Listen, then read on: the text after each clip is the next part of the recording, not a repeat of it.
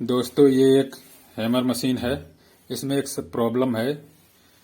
ये देखिए दोस्तों, इसका ये जो गियर है ये सादा मोड पर नहीं रहता है, ये परमानेंट हैमर हो गया है।